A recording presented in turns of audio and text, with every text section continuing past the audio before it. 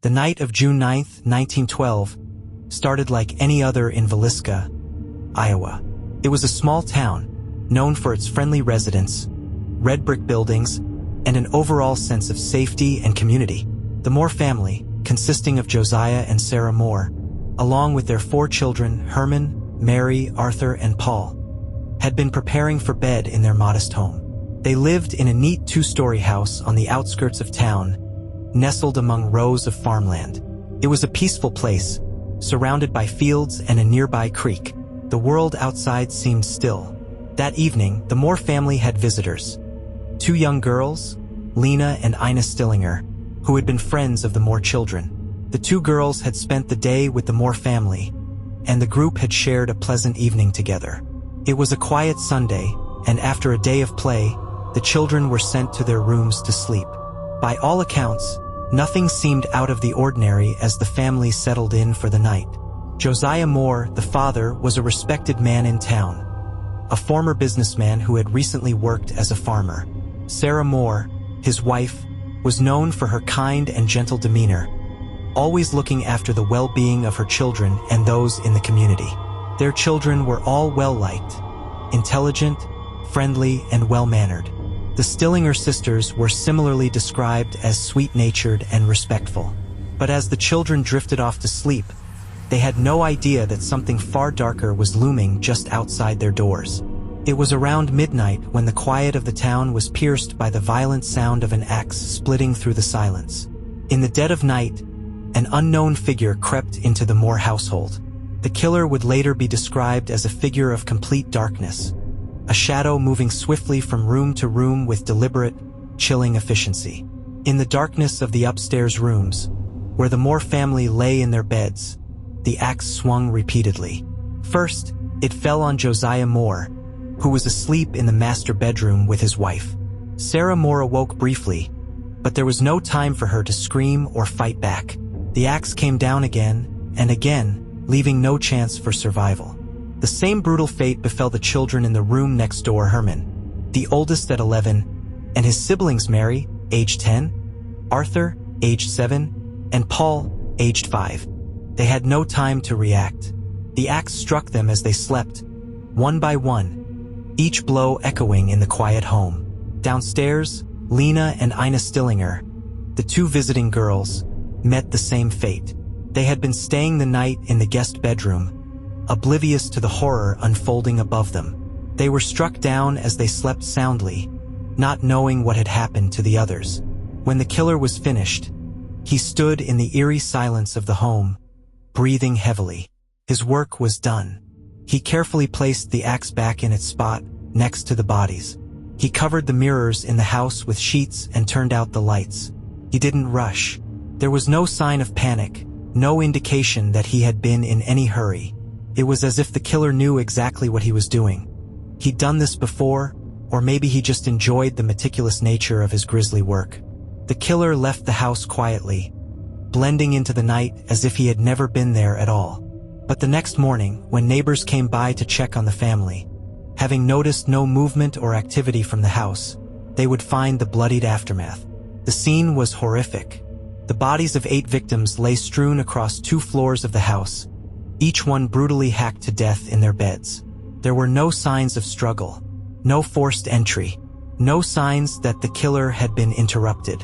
As the townspeople stood outside the house, horrified and unable to comprehend the tragedy, they were left with nothing but questions.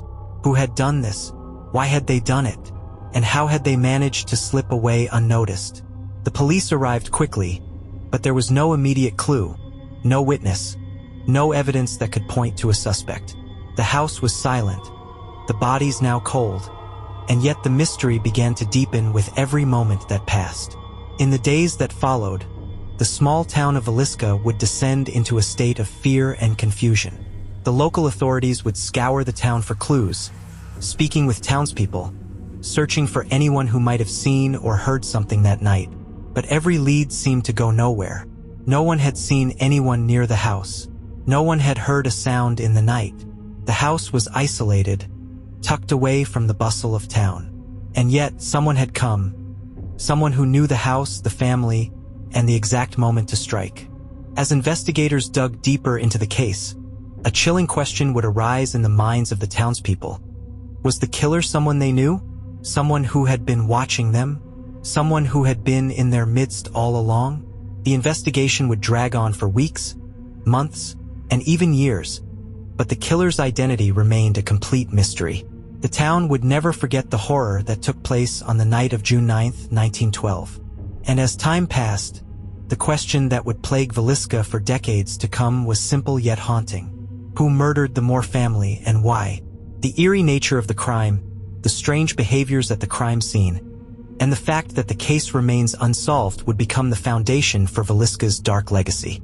And what made it even more chilling? The suspicion that the killer might still be out there, walking among them, or perhaps living in a place they never imagined. The morning after the horrific killings, a haunting silence gripped the town of Villisca, Iowa. As the first rays of light began to filter through the trees surrounding the Moore family's home, the quiet was broken only by the sound of footsteps approaching the front door. It was the morning of June 10, 1912, when the first person noticed something unusual at the Moore house. Frank Jones, a neighbor, had come by to check on the family. It wasn't like Josiah Moore to miss a day of work or avoid meeting his obligations. The family had been well known for their hard work and reliability, and it was unlike them to be unresponsive. Frank Jones knocked on the door, but there was no answer. His instincts told him something wasn't right. He had spoken to Josiah the night before, and the family had seemed perfectly fine. Concerned, Jones tried the door and found it unlocked. It wasn't like Josiah to leave his doors open or to forget to lock them, especially when he had children in the house. Reluctantly, Frank Jones entered the home, calling out for the family. His voice echoed in the silent house as he stepped through the door. As he made his way through the dimly lit house, a sense of unease settled over him. His footsteps creaked on the wooden floor as he ventured deeper into the home. It wasn't until he reached the upstairs rooms that the true horror of the situation became clear. The first room he entered was the one where Josiah and Sarah Moore had been sleeping. The sheets were soaked with blood, and their bodies lay contorted on the bed, hacked beyond recognition. Frank froze, his heart pounding in his chest. He turned away from the gruesome scene, but something caught his eye.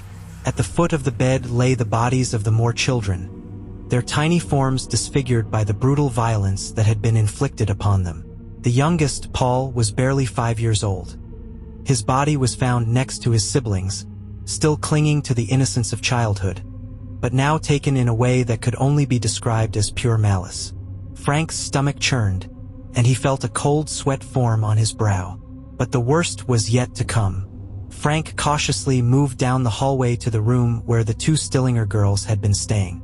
The door was partially ajar, and Frank hesitated for a moment before gently pushing it open. The sight before him made his blood run cold. Lena and Ina, the young sisters, were sprawled out on the floor, their bodies grotesquely twisted, the axe marks so deep that their faces were barely recognizable. The horror of the scene left Frank speechless. He stumbled backward, gasping for breath. His legs buckled beneath him, and he collapsed to the floor in a heap. His mind couldn't comprehend what he had just witnessed.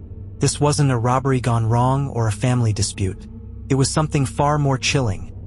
A calculated, brutal massacre that had been carried out with cold precision. Within minutes, Frank rushed outside, horrified and shaken. He had no idea what he had just walked into. His first instinct was to go for help, to tell someone about the horrific sight inside the Moore house. But his mind was already racing. Who could have done something like this? What kind of person could commit such a horrific crime? And why? Frank ran to the nearest neighbor's house and frantically banged on the door.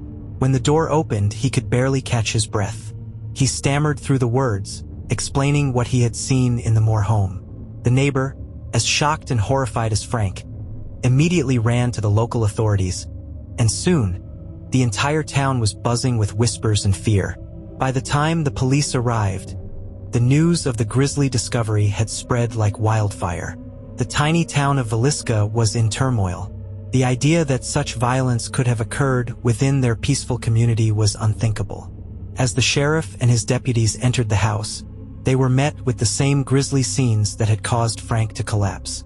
No one spoke a word. The weight of what they were seeing was too much to bear. The bodies were removed from the house and taken to the local morgue.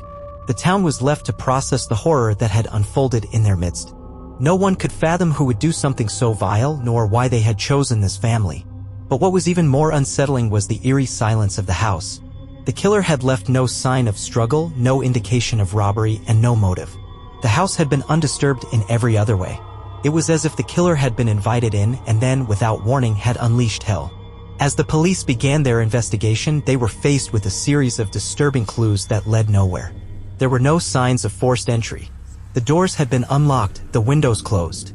Nothing had been stolen, and no personal items had been disturbed. It was as if the killer had been familiar with the house, perhaps even someone who had been inside before. The thought of an outsider committing such a horrific act seemed impossible given the nature of the crime. The police could not help but consider the possibility that the killer was someone from the town itself.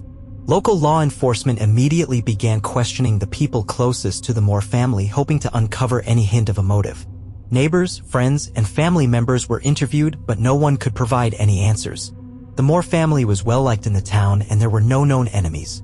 Everyone seemed to be in shock, not just from the violence of the crime, but also from the fact that something so evil had happened in their own community. The police also began looking into the possibility of a serial killer. But the more they investigated, the more confused they became. There was no pattern, no clear connection between the Villisca axe murders and any other crimes. It was as if the killer had come out of nowhere, committed the murders, and disappeared without a trace. In the following days, rumors began to spread throughout Villisca. People talked about strange figures they had seen around the house in the days leading up to the murders. There were whispers of suspicious individuals who had been asking questions about the Moore family. Some townspeople even claimed they had seen a shadowy figure lurking near the Moore home on the night of the murders, but when questioned, no one could provide any solid details. The investigation seemed to be going nowhere. Meanwhile, the town was gripped by fear. The thought that a murderer was still out there, free to strike again, sent waves of panic through the community. Parents kept their children close, locking doors and windows at night. No one felt safe, and the town's once peaceful atmosphere was replaced with a deep, suffocating dread. But amid the confusion and fear, there was one chilling detail that the police could not ignore. The mirrors in the house had all been covered with sheets. This detail was odd, almost too deliberate to be accidental. Why would the killer go to the trouble of covering the mirrors in the house? Some suggested that it was an attempt to hide his own reflection, but the police could not figure out the motive. It only deepened the mystery. The more investigators looked into the case, the more eerie details surfaced. No one could make sense of them. The killer had been careful, meticulous in his work. And yet, there was no way to predict what would happen next. Was the killer still among them? And why had he chosen the Moore family? As the investigation continued, the residents of Villisca would come to realize that they might never know the truth. The discovery of the bodies in the Moore home would haunt the town of Villisca for decades to come. It would remain one of the most disturbing and unsolved crimes in American history, and the mystery of who committed the murders would linger in the air like a dark cloud that refused to lift. The more the investigation unfolded, the more the fear would take hold of Villisca. And as the days passed and no answers emerged, the town would be forced to confront the possibility that the killer might still be out there, lurking in the shadows. The discovery of the bodies had sent shockwaves through Villisca, but it was just the beginning of a long and unsettling investigation. For the people of the small Iowa town, the grisly scene inside the Moore house raised more questions than answers. It was the sort of violence they had never witnessed before, a calculated, brutal killing spree that struck down 8 innocent lives in a peaceful home. The town's sense of safety shattered, replaced by fear and suspicion. The sheriff, a man named W.J. Sosby, was immediately called to the scene. His first order of business was to secure the area and begin interviewing witnesses. He was assisted by a team of deputies and state investigators who combed the town looking for any leads. The problem was there were no obvious clues. As investigators sifted through the house, they noted the eerie lack of a struggle. There were no signs of forced entry, no broken windows or doors that had been kicked in. Nothing had been stolen. No personal items were missing, and yet the brutality of the crime spoke to a kind of rage and intention that was unmistakable. It didn't seem like a random act. This wasn't a robbery gone wrong. This was personal. The killer had used an axe, a gruesome weapon for such a crime. It was not an impulsive act of violence, but something that had been planned, something that required time and patience. The The choice of weapon, too, was telling. The axe was found in the home, left in a bloody pile near the victims. It was almost as though the killer had purposefully placed it there, leaving the scene with an eerie calm. One of the first steps in the investigation was to interview the people closest to the Moore family. The sheriff's deputies began speaking with neighbors, relatives, and anyone who had interacted with the family in the days before the murders. But no one seemed to know anything that could shed light on what had happened. Josiah Moore, the father, was a respected man in town. He had worked as a businessman before transitioning to farming, and everyone in the community thought highly of him. Sarah, his wife, was known for being kind-hearted and charitable. The couple had 4 children, all of whom were well-liked. The Stillinger sisters, who had been spending the night at the Moore house, were also well-known in town, described as polite and friendly. No one could think of anyone who would have wanted to harm them. There was no history of disputes, no enemies in town, and certainly no reason for such horrific violence. As the investigation continued, the authorities began to consider the possibility that the killer was someone who had known the family intimately. This idea was particularly chilling because it implied that the killer had been able to enter the house without raising suspicion, maybe even someone who had been trusted by the family. But there were no clear suspects. Days turned into weeks, and the investigation seemed to stall. The lack of evidence left the police grasping at straws. No fingerprints were found at the scene, and no one had seen anything unusual the night of the murders. The townspeople grew restless, desperate for answers. Rumors began to swirl, and fear began to grow, not just in Villisca, but in the surrounding towns as well. Some of the most prominent theories involved people who had been near the Moore family in the days leading up to the murders.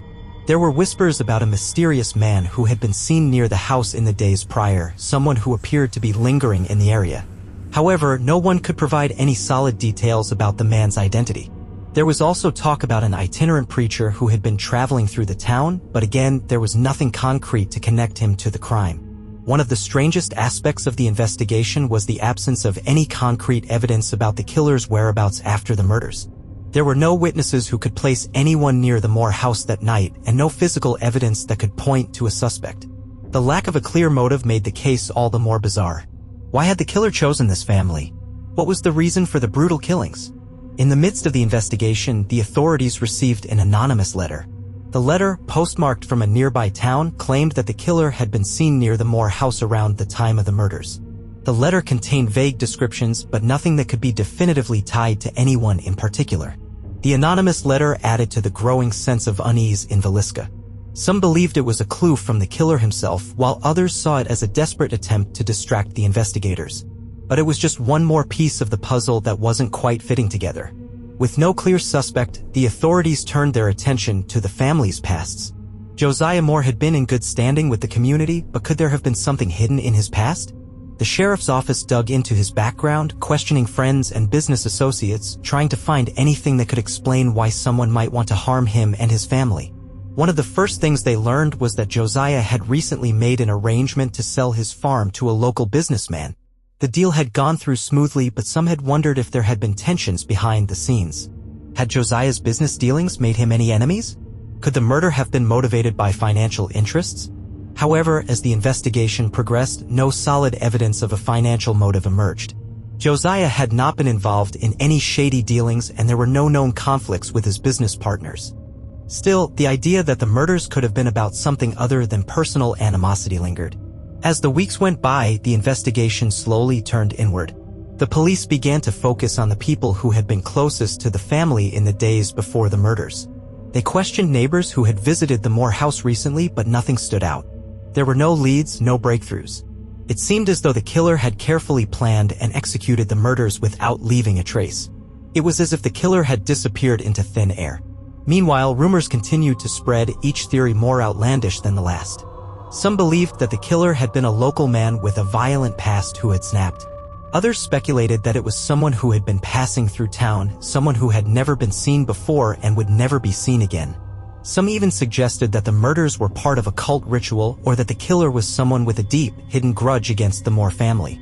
Despite the growing speculation, the authorities were no closer to solving the crime. The lack of evidence and the strange circumstances surrounding the murders left everyone feeling helpless. The only certainty was the chilling truth that the killer was still out there, somewhere, waiting. But as time went on, the case grew cold. The townspeople of Villisca began to move on, but the memory of that horrific night would haunt them forever. No one had been brought to justice for the deaths of the Moore family and the two young girls. And though there were whispers about potential suspects, no one could say with certainty who had committed the murders or why. The investigation into the Villisca axe murders would continue for years, but answers would remain elusive. The case would become a cold mystery that left the town with a sense of dread that would never fully disappear. And with each passing year, the question would persist. Who killed the Moore family? And why? As weeks turned into months, the investigation into the Villisca axe murders grew increasingly complex and frustrating. The town of Villisca was no closer to finding answers, and the investigators were left grasping at any lead, no matter how small or tenuous. The community's fear and anxiety continued to grow as rumors spread and suspicion fell on various individuals who had been near the Moore family or had somehow become connected to the crime. But despite all the theories, no one could say with certainty who was responsible for such a horrific act. It was in the midst of this chaos that the first real suspect emerged. His name was Reverend George Kelly, and his connection to the murders was both disturbing and unsettling. Kelly had been a traveling preacher, moving from town to town with little notice. He had been in Villisca just a few days before the murders. He had preached at a local church on the Sunday morning before the killings, and witnesses recalled that he had seemed odd, distracted, nervous, almost unhinged. He had a history of strange behavior, with many people who had encountered him describing him as being erratic, unstable, and sometimes overly fixated on certain topics. But the real reason that Kelly came under suspicion was a series of bizarre incidents that happened shortly after the murders. One of the strangest things about Kelly was his tendency to show up in towns where brutal murders had occurred. It was as though he had an unhealthy fascination with violence. Villisca was no different. After the murders, Kelly returned to the town and began asking unusual questions about the crime. He visited the Moore house, expressing an eerie interest in the scene of the killings. He even went so far as to try to speak to the police investigators, though they were wary of his odd behavior and dismissed him. But what was more disturbing was that Kelly seemed to know things about the murders that only the killer could have known. He described the layout of the house, the way the bodies were positioned, and the fact that the mirrors had been covered, all details that had not been made public. Kelly's unusual knowledge of the crime scene was enough to raise suspicion, and the police began to focus their attention on him. When they interviewed Kelly, he denied any involvement in the murders. But his answers were vague, evasive, and inconsistent. He claimed that he had been nowhere near the Moore house that night, but there were no witnesses who could confirm his whereabouts. Furthermore, his behavior struck many as odd. He seemed far too interested in the case, almost as if he was trying to draw attention to himself. But Kelly's connection to the murders didn't end there. Police soon discovered that he had a criminal history, one that included accusations of sexual assault and mental instability. There were rumors that he had been involved in a series of disturbing incidents during his time as a preacher, including inappropriate behavior toward women and children. Though he had never been formally charged with any of these offenses, the rumors surrounding his past were enough to make the investigators uneasy. As they delved deeper into Kelly's background, they learned that he had been living in nearby towns before arriving in Villisca. He had a history of traveling to small communities, offering his services as a preacher, but his presence often caused unease. There were whispers that he had been run out of several towns for his strange behavior and inappropriate actions. Despite these disturbing facts, there was no hard evidence linking Reverend George Kelly to the Villisca axe murders. The authorities had no fingerprints, no physical evidence, and no witnesses who could place him at the scene of the crime. Kelly was never formally arrested, but the suspicions surrounding him never truly dissipated. In the years that followed, Kelly would continue to be a person of interest in the case. Some believed he was the killer, while others felt that he was simply an eccentric man with a peculiar obsession with violence. His involvement in the case remained ambiguous, and the mystery of his actions would forever be a part of the chilling legacy of the Villisca axe murders. While Kelly remained a key figure in the investigation, other suspects began to emerge as well. As the investigation continued, the police turned their attention to some of the more local figures connected to the Moore family. One such figure was a man named Frank Jones, a prominent businessman in Villisca. Frank Jones had been a competitor of Josiah Moore, the father of the family. The two had been involved in a bitter dispute over a business deal. Some in town suggested that Jones had been angry over Moore's success, which may have led to tension between the two men. There were rumors that Jones had even been involved in a confrontation with Josiah just days before the murders. The authorities soon began to investigate Frank Jones. They learned that he had a motive: financial rivalry with Josiah. However, as they dug deeper, they discovered that Jones had a solid alibi for the night of the murders and no evidence could place him anywhere near the Moore house. The police ultimately ruled out Jones as a suspect, but his name remained a point of speculation in the town for years. Another suspect that gained attention was a man named William Mansfield. Mansfield was an itinerant worker who had been in Villisca around the time of the murders. He had been known to be violent in the past, with reports of other incidents involving assault. Mansfield had been near the Moore family home on the day of the murders, and some witnesses had seen him acting suspiciously around that time. However, like Reverend Kelly and Frank Jones, there was no concrete evidence to link Mansfield to the crime. The police questioned him, but he denied any involvement. Mansfield was eventually released and the investigation moved on. As more and more suspects were considered, it became increasingly clear that the killer's identity was slipping further and further from reach. Each lead seemed to dry up and every new theory turned out to be just another dead end. For the people of Villisca, the fear of the unknown was more terrifying than any single suspect. The killer could be anyone, someone in town, someone passing through, or even someone who had been hiding in plain sight. In the months that followed, the investigation stalled. The sheriff's office continued to follow up on tips and leads, but nothing of substance ever came to light. The case was officially labeled as unsolved, and the mystery of the Villisca Axe murders remained one of the most chilling and baffling crimes in American history.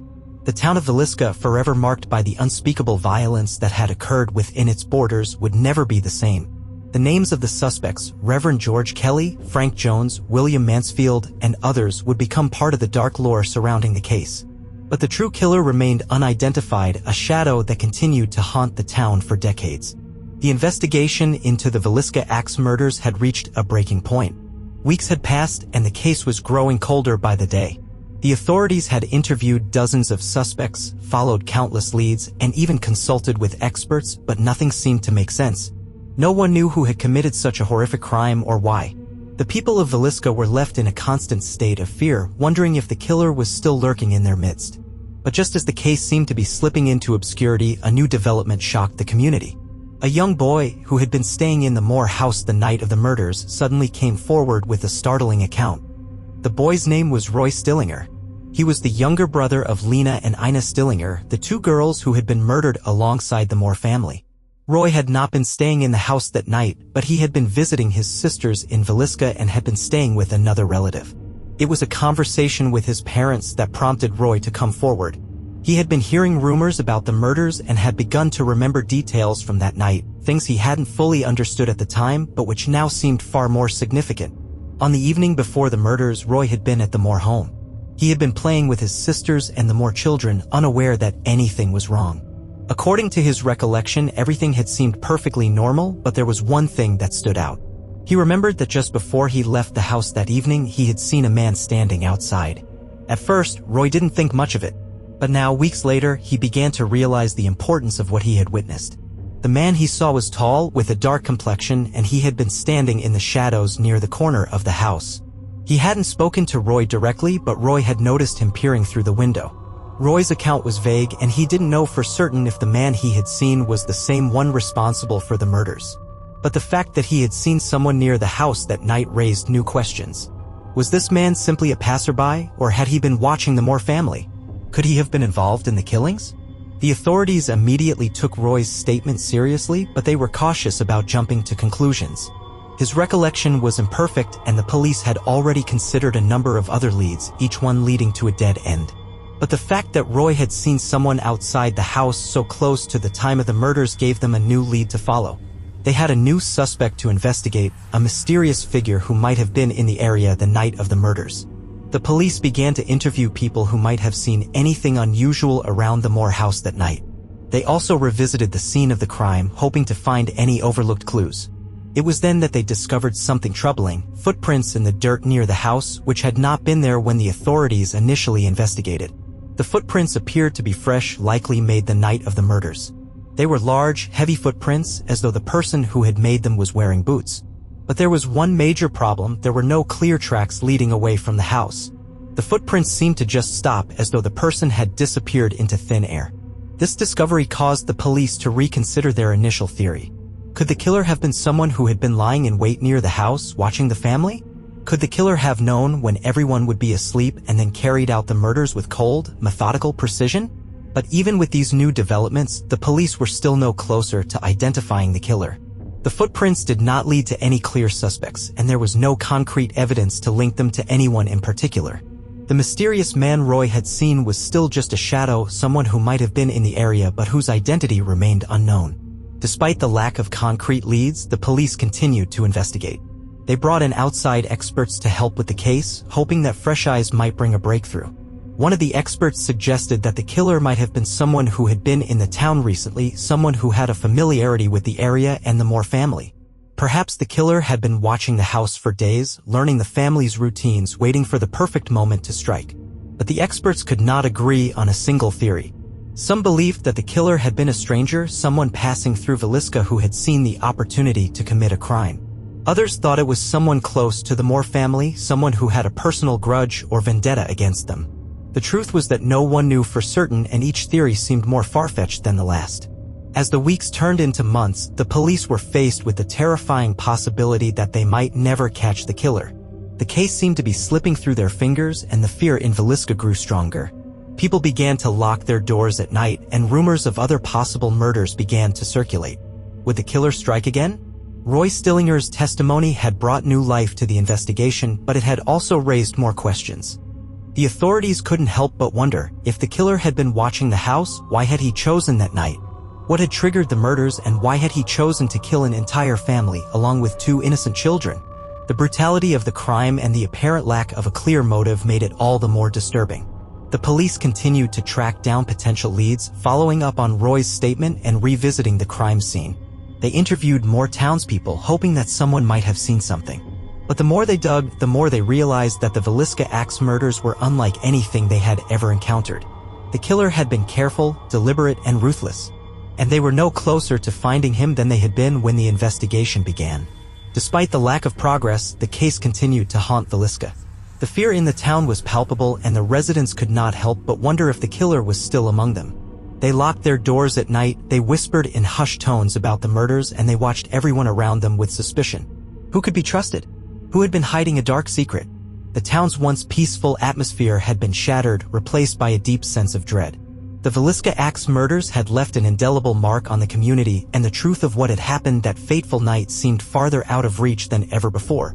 But for those who still held out hope that justice would prevail, the investigation was far from over. They knew that the mystery of the Villisca axe murders would not rest until the truth was finally uncovered. It had been months since the brutal murders of the Moore family and the Stillinger sisters, and still, the killer remained at large. The town of Villisca, Iowa, was now a shadow of its former self. Once a quiet, peaceful community, it had become a place where fear and suspicion hung in the air, suffocating the residents. Neighbors no longer trusted one another, and rumors spread like wildfire. Some believed the killer had already fled the town, while others whispered that the murderer was still living among them, watching, waiting for the next opportunity. The investigation had stalled. Despite the best efforts of law enforcement, there were no new leads. Theories continued to emerge, some plausible, some bizarre, but none of them brought the investigators any closer to solving the crime. And yet, even in the absence of answers, something else began to emerge in Villisca, a dark, unsettling presence. It started with whispers. A few locals spoke of strange noises coming from the Moore house, even though the building had been abandoned for weeks. Others claimed they had seen shadowy figures moving behind the curtains or in the windows, though no one could explain why the house would still be occupied. The house, once a home, now stood as a grim monument to the murders, an eerie, empty shell that seemed to be calling out for answers that no one could give. As time passed, the stories began to grow more disturbing. Some townspeople claimed they had heard sounds late at night, scratching noises from the walls, creaking floorboards as though someone was moving through the house. Others said they had seen the outline of a figure standing in the window, watching them as they walked by. The house, it seemed, was haunted by the memories of the brutal killings that had taken place within its walls. It wasn't long before the legend of the haunted Moore house began to spread beyond Villisca. Paranormal investigators and thrill-seekers started arriving in town, hoping to catch a glimpse of the supernatural. Some came to debunk the rumors, while others sought to experience the ghostly presence for themselves. One such investigator, a well-known paranormal expert, spent an entire night inside the house, hoping to capture evidence of the haunting. He claimed to have heard strange noises, footsteps, whispers, even disembodied voices coming from the empty rooms. His recordings, though grainy and difficult to interpret, added fuel to the fire. For the residents of Villisca, the thought of the Moore house being haunted was both terrifying and comforting. It was as if the restless spirits of the victims were trapped within the house, their souls unable to find peace until the truth was uncovered. But the more people talked about the haunting, the more the town seemed to be drawn into the darkness of the tragedy. No one could escape the feeling that something was watching, waiting, and that the past had never truly let go of the present. One night, a local woman named Mary Thompson, who had lived in Villisca for most of her life, had an unsettling experience while walking near the Moore house.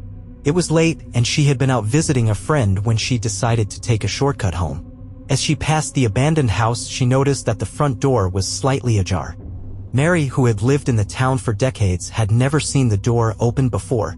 It was as if the house was inviting her inside. Against her better judgment, she walked up to the door and peered inside. The house was silent except for the faint sound of something scraping against the walls. Mary's heart began to race. She stepped inside, her footsteps echoing in the empty house. The air was thick, heavy, as though something was pressing down on her. As she walked through the rooms, she felt an overwhelming sense of dread, as if she was being watched. Her skin crawled and her breath caught in her throat. The house was alive with the memories of what had happened here. It was as though the walls themselves carried the weight of the tragedy. Mary didn't know how long she had been inside, but something pulled her toward the stairs. She found herself ascending the staircase to the second floor, drawn by an unseen force. At the top of the stairs, she felt a sudden coldness, a sharp drop in temperature that made her shiver despite the warmth of the night. She turned to the left and found herself standing in front of the bedroom where the Moore family had been murdered. The door was ajar, just as it had been the night of the killings. As Mary stepped into the room, she felt a sudden rush of emotion, grief, fear, and an intense sense of loss. It was as if the spirits of the family were still present, their souls trapped in the place where their lives had been so violently taken. She tried to take a step forward, but something stopped her. She felt an invisible hand press against her chest, as if warning her to leave. Terrified, Mary backed out of the room, her heart racing. She bolted out of the house and ran home, never once looking back. She was shaken to the core. She had never experienced anything like that before, and she couldn't shake the feeling that the Moore house was not just a physical structure, it was a place where the very essence of the murders lingered. Mary's experience wasn't an isolated one. More and more residents of Villisca began to report strange occurrences. People claimed they heard whispers in the night, voices calling out their names, or the sound of footsteps in the darkness. Some said they had seen figures moving in the windows of the abandoned house, but when they investigated, no one was there. The town had become gripped by fear, not just because of the unsolved murders, but because it seemed as though the very fabric of reality had been altered by the horror that had unfolded there. For some, the hauntings were proof that the spirits of the victims were restless, unable to find peace. For others, it was simply a reflection of the town's collective trauma, a manifestation of the fear and guilt that still lingered in the air. No matter the explanation, the haunting of the Moore house became an inescapable part of Villisca's identity. As the years passed, the town of Villisca slowly began to move on from the murders, but the specter of the past never truly left. The Moore house remained abandoned, a decaying reminder of the tragedy that had unfolded within its walls. It was a place where the boundaries between the living and the dead seemed to blur, a place where the echoes of violence and loss reverberated through time. The investigation into the Villisca axe murders was eventually closed, with no arrests ever being made. The killer, whoever they were, was never found. But the haunting presence of the crime, the mystery of who had committed such a brutal act, and the lingering fear of the unknown would remain in Villisca forever. The town, though it had tried to move forward, could never truly escape the darkness of that night. And for those who still lived there, the question of whether the killer had ever truly left haunted them every day. As the years passed since the horrific murders of the Moore family and the Stillinger sisters, the case of the Villisca axe murders had become a dark, unsolved chapter in the town's history. It haunted the people of Villisca, but it also began to fade from the minds of the larger public. The killer, it seemed, had vanished without a trace. But in the deep recesses of the small Iowa town, the haunting fear that the murderer might still be out there never truly left. For law enforcement, the case had become an obsession. Sheriff Sosby, who had been with the investigation from the beginning, found himself growing desperate. The lack of progress, the lack of evidence, it gnawed at him. He would wake up in the middle of the night, haunted by the same question that had tormented the people of Villisca for years: who killed the Moore family? With no new leads, the sheriff had reached out to neighboring towns hoping to find anything that could offer a breakthrough. He hired private investigators, brought in experts, and even considered the possibility that the killer might have moved on to other areas, committing similar crimes. But every lead turned out to be a dead end. The killer had left no footprints, no fingerprints, no clues. He had simply vanished. It wasn't until 1914, nearly 2 years after the murders, that a new suspect emerged, a man named William Billy Mansfield Jr. Mansfield had been an itinerant worker traveling across the Midwest in search of odd jobs. He had a criminal history, one filled with violent offenses, and it had come to light that he had been in Villisca around the time of the murders. Mansfield had been suspected of committing other violent crimes in different towns, including a series of brutal murders that mirrored the Villisca axe murders. He was known for his violent outbursts, and his history of mental instability raised serious concerns. Authorities began to focus on Mansfield as a possible suspect, hoping that this new lead might finally bring them closer to solving the case. However, when they interviewed Mansfield, they found that he was not easily rattled. He denied any involvement in the Villisca murders, and his alibi, though flimsy, seemed to check out. Despite this, the authorities couldn't shake the suspicion that Mansfield had been involved, and they continued to investigate him. But once again, they were met with a lack of solid evidence. Mansfield was never formally charged, and the case against him dissolved. With no charges filed against Mansfield, the investigation stalled once more. Time passed, and the case grew colder. The people of Villisca tried to move on with their lives, but the fear that the killer was still out there, possibly living among them, lingered. Some townspeople even began to wonder if the killer had been someone from their own community, a person they had known all along, someone who had been able to hide in plain sight. The haunting rumors about the Moore house continued. Some locals swore they had seen strange figures moving in and around the house, especially late at night. Others reported hearing footsteps inside, though the house was empty.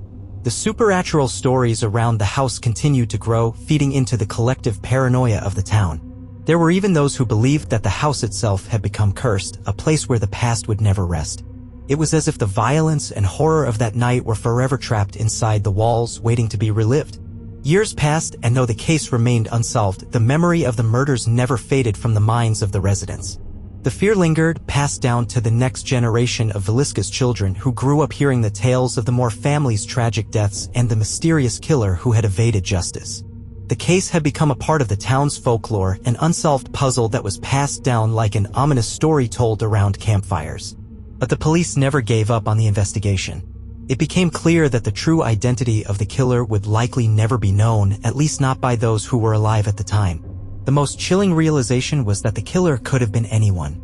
The sheer brutality of the crime, the lack of a clear motive, and the eerie calm with which it had been carried out made it seem as though the killer was someone who had planned it for weeks, someone who had been watching and waiting for the right moment to strike. The year 1917 marked a new turn in the case.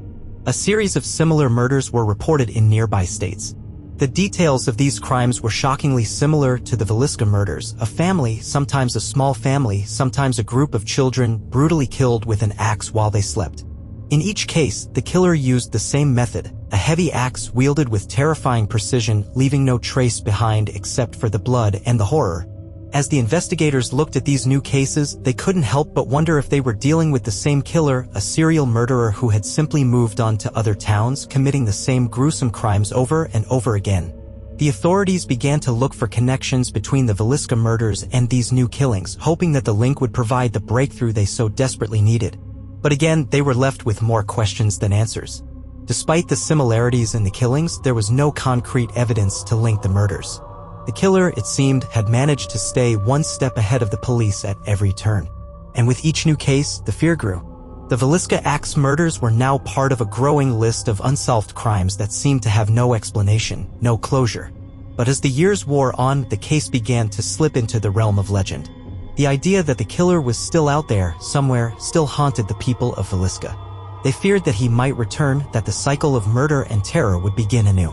It wasn't until decades later that new light was shed on the case, this time from an unexpected source. A group of amateur historians, fascinated by the unsolved mysteries of the past, began to dig into the case. They scoured old police reports, interviewed locals, and even explored the Moore house itself, which by this point had become a tourist attraction for those seeking the paranormal. Some of these historians theorized that the Villisca murders were the work of a killer who had been active for years, traveling from town to town, leaving a trail of bloody bodies behind him. They suggested that the killer might have been a member of a traveling circus or a transient worker, someone who had no fixed home and could easily slip in and out of small towns unnoticed. Some even believed the killer might have had connections to organized crime, though there was no evidence to support this. But as time passed, the true identity of the Villisca axe murderer remained a mystery. The case was never closed, and the legend of the murders continued to haunt Villisca, casting a shadow over the town that would never truly dissipate. The question of who committed the crime and why would never be fully answered, and the killer's identity remained a chilling unknown. For the people of Villisca, the story of the Moore family and the Stillinger sisters became a ghost story, a tragic, horrifying chapter in their history that would never be fully explained. But the fear never truly went away, and the thought of the killer still lurking somewhere, watching and waiting, would forever remain a part of the town's haunted past. The people of Villisca had long accepted the truth, however uncomfortable, the killer of the Moore family and the Stillinger sisters might never be found. The case, once full of life, had grown cold with each passing year. But in the midst of their quiet resignation, a chilling development shattered the fragile peace that had returned to the town. In 1924, a string of murders with striking similarities to the Villisca axe murders began to surface again, this time in nearby towns. The brutality of the crimes, the eerily similar use of an axe, and the same calculated manner in which the victims were struck down in their beds reignited the fear that had haunted Villisca for years. The residents of Villisca could not ignore it any longer. The killer had returned. But why? Had the police been right all along? Was this a serial killer who had never been caught? Or was something far more sinister at play, something far older than they had imagined? It all started with the gruesome discovery in a small town called Blue Island, just a few hours away from Villisca. Like the Moore family, a young couple and their children were found slaughtered in their home, the bodies mangled by an axe. The crime scene resembled the horrific events in Villisca almost exactly. No forced entry, the killer had covered the mirrors, and the victims were all asleep when the axe came down upon them. The local police in Blue Island were immediately reminded of the Villisca murders, and as they combed the crime scene, they too were struck by the eerie similarities. In fact, several of them even whispered to each other that the same killer might have struck again. The method was identical, but there was no immediate connection, just the chilling feeling that the same man or woman was behind the attack. The fear that had lingered in Villisca for more than a decade flared back to life. For weeks, the authorities scrambled to connect the dots between these murders and the Villisca case. Could the killer be responsible for these new killings? The pattern was unmistakable, yet there were no fingerprints, no solid evidence. The same maddening question that had plagued the town of Villisca was now consuming Blue Island. Who could have done this? Just as the investigation into the Blue Island murders deepened, a second crime spree took place in another small town. This time, a family of 5 was murdered, again with an axe. The killer had left no obvious clues, but the brutality of the attack was the same. In fact, some details of the crime scene seemed to mirror the Villisca killings so closely that the townspeople feared they were living through the return of a nightmare. Across the Midwest, reports began to surface of similar murders. A handful of them were quickly dismissed by investigators as unrelated, but there were whispers that the killer was on the move again. Each new crime, like a grim reminder, seemed to show the same pattern: a remote family, an axe, and a quiet, deadly attack in the night. Was it possible that the Villisca axe murderer had gone into hiding, only to resurface after so many years? The idea that the killer was still out there, roaming from town to town, was terrifying. It suggested that the true nature of the crime, its randomness, its methodical brutality, was something far more calculated than anyone had ever imagined. One theory gained traction within the local community. Some began to speculate that the killer was using the murders to send a message, perhaps to the town of Villisca itself. After all, the Moore house, now abandoned and decaying, had become a focal point for those interested in the story of the murders. Visitors from all over had come to see the house and learn about the horrific events that had taken place within its walls. Could the killer have been watching these visitors?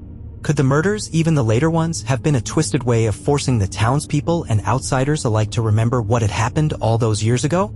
It was a chilling thought, but it wasn't one that could be dismissed. The killer's reappearance had stirred the same feelings of dread in the residents of Villisca. No one was safe, and the fear that the axe murderer was watching, waiting, continued to gnaw at them. Detective Harry Turner, an investigator brought in to examine the new crimes, began his work by looking at patterns from the past. As he reviewed case files from both the original Villisca murders and the more recent killings, he noticed something unnerving. All of the crimes seemed to occur near isolated homes, far from the hustle and bustle of urban centers. The murderer seemed to prefer these remote, peaceful places where families were more likely to trust strangers, where they were vulnerable. But even more disturbing was the nature of the killings. The killer had always moved quickly, efficiently, and expert with the axe. Each blow seemed to be deliberate and calculated, suggesting someone who wasn't acting on a sudden impulse but rather with careful, chilling intent. One theory began to take hold within the police department. Could it be that the murderer had been active for far longer than anyone had realized? Perhaps the Villisca axe murders had been just one piece of a much larger puzzle, a series of killings that stretched across multiple states, connected by a single, deadly individual. Turner began to look at cold cases in the surrounding areas, focusing on unsolved murders that might fit the same gruesome pattern. The more he investigated, the more the terrifying idea took root. The killer could have been a traveling murderer, moving from town to town, killing with no rhyme or reason, but leaving behind the same signature, the axe. The search for the killer was now more urgent than ever. The people of Villisca had lived in fear for over a decade, and now the murders were returning, rekindling the nightmare they thought had faded into the past. Villisca was again the epicenter of attention. Its once quiet streets were now a place of constant surveillance, suspicion, and paranoia. Detective Turner began following up on every lead, every tip, every report of a suspicious person in town. The townspeople, now familiar with the horrors that lurked in their past, were on edge. Stories of shadows moving near the Moore house became even more frequent. Some claimed to have seen a tall man with a dark, weathered face standing near the property late at night. Others claimed that the killer, if still alive, might have returned to the house, using it as his dark hideout. As the new murders piled up, the town's fear grew. People began to question everything. Were the new murders connected? Was there a serial killer on the loose? Or, more terrifying still, was the Villisca axe murderer simply returning to finish what he had started all those years ago? The question lingered in the air, unanswered and suffocating, as the investigation stretched on. Would the killer ever be caught? Would justice ever be served? Or would the nightmare continue, moving from town to town, with no end in sight? By 1927, the fear that had gripped Villisca had reached a boiling point. The town, still haunted by the unsolved murders of the Moore family and the Stillinger sisters, found itself facing another terrifying possibility. The killer, whoever they were, had not only evaded justice for over a decade, but they had also returned, leaving a trail of bloodshed that had spread from Villisca to neighboring towns. The police, along with the townspeople, had tried everything. They had scoured the town, interviewed every person who could possibly be connected to the murders, and even brought in outside experts to help them solve the case. But the mystery had only deepened with time. With each new crime, they were forced to confront the grim reality. They might never know who was responsible for the Villisca axe murders or why the killer had chosen the victims they did. It was around this time that the authorities in Villisca began to receive another unsettling letter. This time, however, it was not an anonymous tip or a cryptic message.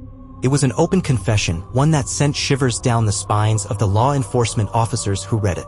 The letter, written in a trembling hand, was addressed directly to Sheriff Sosby. It read, "I am the one who killed the Moore family. I did it because no one would ever suspect me. I've been watching them for a long time and they never knew I was there. I did it just to see if I could. And now no one will ever catch me." Sheriff Sosby's heart raced as he read the words. The confession was chilling, but what terrified him most was the date at the bottom of the letter, June 9th, the anniversary of the murders. The letter was quickly dismissed as a hoax by some of the sheriff's deputies, but Sosby couldn't shake the feeling that there was something more to it. There were no fingerprints, no return address, and no clues as to who had written it. Yet the words struck him with a sense of terrible familiarity. The confession seemed to acknowledge the way the killer had operated, the methodical nature of the crimes, the careful attention to detail. Was it possible that the killer had been living among them all along, waiting for the right moment to strike again? The idea was horrifying, but the authorities had no way of knowing if the letter was genuine or if it was the work of someone simply trying to get attention. As the investigation continued, the pressure mounted. Villisca's residents grew increasingly frustrated by the lack of progress. New leads were constantly being chased down, but each one ended in disappointment. It seemed like the killer had not left a single piece of evidence behind. No physical traces, no clear motive, nothing to explain why the Moore family had been targeted. The case had become a ghost, a haunting presence that refused to be laid to rest. And yet, there was still a sliver of hope, a glimmer of possibility that the police could catch the killer. Every year, on the anniversary of the murders, the town would hold a memorial service in honor of the victims, and every year, new theories would surface. Some claimed that the killer had been a local man with a hidden past, while others believed the murderer had been someone passing through town, a stranger who had simply vanished. Each new year brought fresh speculation, but also more frustration. No answers, just more questions. One theory, which began to gain traction among local law enforcement, was that the killer might have been someone who had left town shortly after the murders. A man who had been traveling or passing through, someone who had been in the area at the right time and had left when the heat began to rise. Perhaps the killer had come back for the anniversary of the crime as the letter had suggested, or perhaps he had returned to see the people who were still looking for him, taunting them from the shadows. But no matter how many theories were thrown out, no one could explain why the killer had stopped. What had caused him to halt his spree after the Villisca murders? Was it fear of getting caught, or was there something more to it? The specter of the murders continued to loom over Villisca, and the town's obsession with the case took on a life of its own. The Moore house, now abandoned and in disrepair, became a place of legend. People came from all over to visit the site, to stand in front of the house and feel the weight of the history that had taken place within its walls. Some claimed to feel a strange, inexplicable chill near the house, others swore they saw shadows moving inside despite the house being empty. Was it simply a product of the collective anxiety, the desperate need for closure, or was the house truly haunted by the spirits of the victims, their voices crying out for justice? Either way, the town's residents could never escape the feeling that something terrible still lingered in the air, a mystery that could never be solved. In 1931, nearly 2 decades after the murders, the case was officially closed. No arrests had been made. The killer, whoever they were, remained at large. And for all the theories and speculation, the truth about the Villisca axe murders would never be known. For many, the closure of the case brought a sense of finality, but it was a finality that was hollow and incomplete. Villisca would never be the same again. It had been forever marked by the brutal murders of the Moore family and the Stillinger sisters. The case was no longer just a tragedy, it had become a part of the town's identity, a dark legend that would be passed down for generations. But the mystery of the Villisca axe murders, despite being closed, would never fade from public consciousness. The unsolved case became one of the most enduring true crime stories in American history. In the decades that followed, countless documentaries, books, and articles were written about the murders, each one offering a new theory, a new possibility, but none bringing any real answers. The case remained cold, a haunting reminder of a time when something terrible had taken place in the dark of night, and the killer had disappeared without a trace. The truth of the Villisca axe murders would remain just that, a mystery. And for the residents of Villisca, the specter of the crime would continue to hang over them. A reminder that sometimes, no matter how hard you try, not all questions have answers. Some mysteries are destined to remain unsolved, no matter how long you search for the truth. The town of Villisca had slowly begun to move on after the cold case of the Villisca axe murders was officially closed in 1931. But for many, the wound would never truly heal. The legacy of that night, the loss of the Moore family and the Stillinger sisters, and the cruel anonymity of the killer's identity hung over the town like a dark cloud. Life in Villisca continued, as life must, but the ripples of that violent act lingered in the hearts of its residents. New generations of Villiscans grew up with the story of the axe murders, passed down from parents to children. It was more than just a local tragedy. It had become a defining part of the town's identity, a tale woven into the fabric of their history, and one that seemed to define the very soul of the town. The Moore house, where the massacre had taken place, stood abandoned for years, its windows shattered, the roof sagging under the weight of neglect.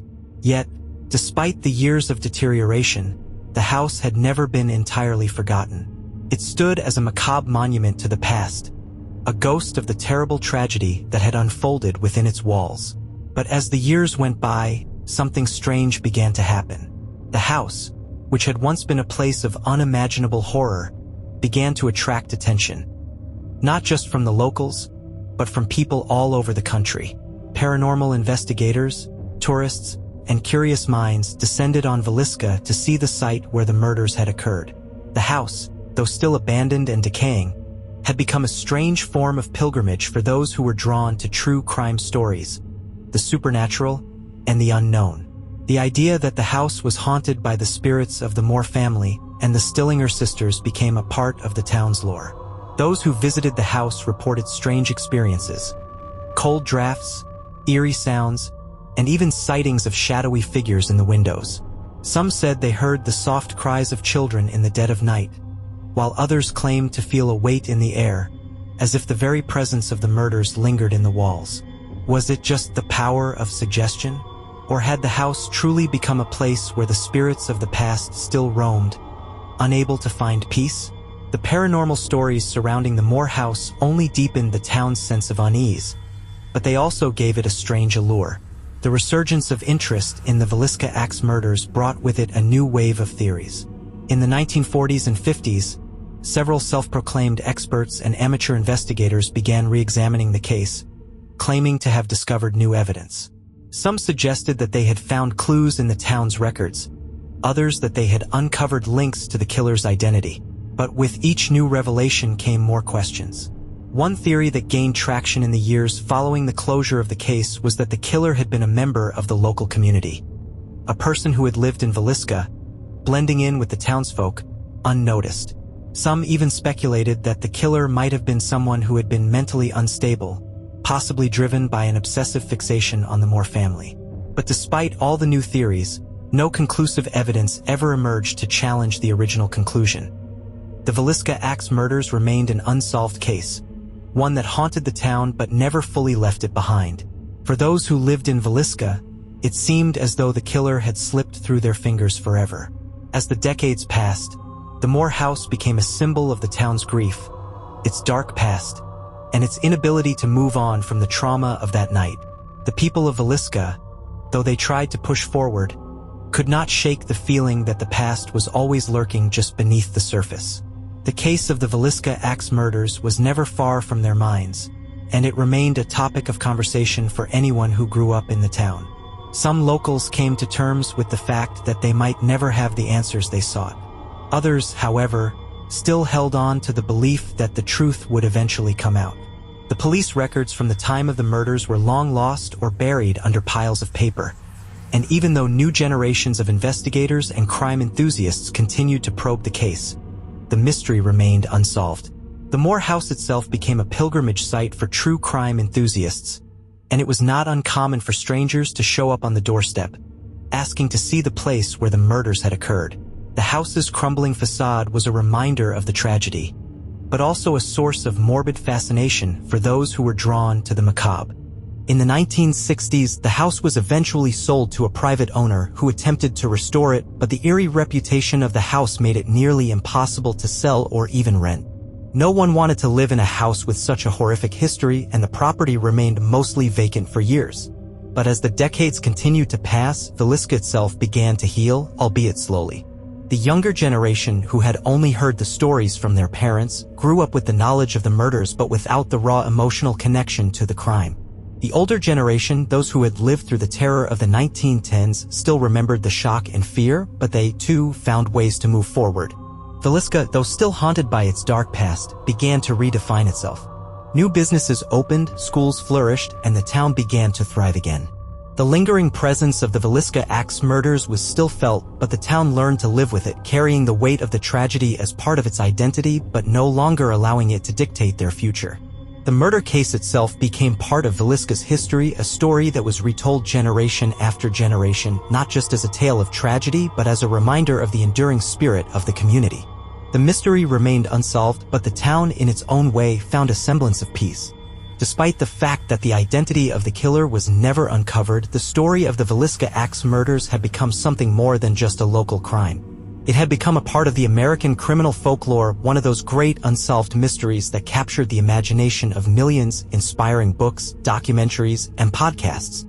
The killer may have escaped justice, but their story lived on, forever etched into the annals of true crime history. Villisca, though still carrying the scars of its violent past, had managed to survive, to continue, and to find a way to live alongside its dark legacy. The truth of the murders, buried in the past, would likely remain hidden forever. But the lessons of that night, of fear, of loss, and of the power of unresolved mysteries, would never be forgotten. And so, the story of the Villisca axe murders became a tale not just of crime and tragedy, but of the town's resilience, its ability to endure in the face of horror, and its willingness to move forward despite the ghosts of the past.